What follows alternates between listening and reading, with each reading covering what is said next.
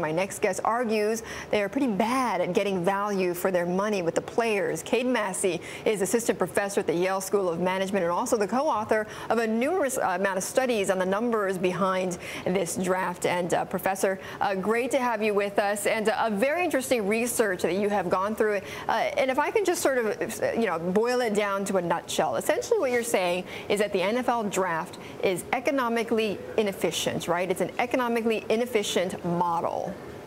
That's right. The teams value the top picks far greater than the lower picks, when in fact they pay so much for those top picks that they'd be better off at the bottom of the round. So there's all this excitement about the first pick, second pick, top 10 picks, but they have to be great players. They have to turn out to be best case to be worth the money that they pay them. So what you're saying is that they're not getting the return, right? And I think you've got a term in your research about what it is, what kind of return that they get with these guys. Exactly. There's so much uncertainty involved. They're basically, between any two players, they're basically flipping coins. And yet people want to pay for the right to call that coin. And as we know, there's 50-50. It's not worth paying much to call a 50-50 coin. Well, in your research, though, what is the chance? I mean, you say 50-50, but what is the chance that you have seen that a team can blow their first pick? Oh, it's really high. So anywhere in the draft, if you look at the first quarterback taken versus the second, or the third linebacker taken versus the fourth, or the 10th wide receiver taken versus the 11th, any two players, the chance that the first one taken is better than the next one is 52%. And yet that's exactly what they're doing whenever they're trading with each other to take one guy over another guy. They're saying, look, this one's going to be the best. This is the one I have to have. Over the years, all the data, 52%. So then why doesn't this economic model change?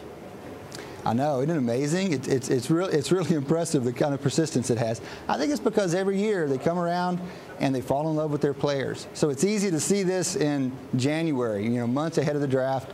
They can look at the stats and they say, I believe the story, I agree.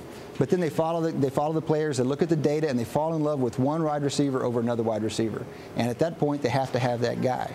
And they think, well, those stats, they may apply to other guys. They don't apply to me. I can tell the difference. Right. Maybe it happens. Maybe a little bit of denial in some ways, but also, though, I mean, isn't there some weight to the fact that if you get even just one star player who makes it, that kind of outweighs the mistakes in past picks? Right. Well, I mean, this is exactly what we look at in our data. We look at this very carefully, and we recognize that the very best players are worth a whole lot more than the good players. And we fold those values in there, and it's still not worth it. They're just not, the numbers don't add up for the trades that these guys are making to take one player over another player. Even given that, we're incorporating that. Even given that, it doesn't add up. But it doesn't change the passion, the excitement about the possibility of that player. Right. And they keep on making the trades for it. Right. There's always that hope. Okay.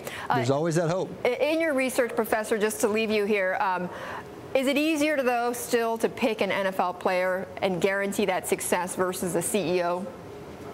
That's a great question, and we think it's, these guys are kind of in best case. How much more do we know about football players than we know about CEOs? We can watch every move a football player makes on the field and assess what his talent is. We don't get that kind of opportunity with CEOs. We would think that it would be harder to tell how a manager, how a leader is going to be than a football player, which means it's challenging for teams, for organizations. And organizations, indeed. Okay, all right.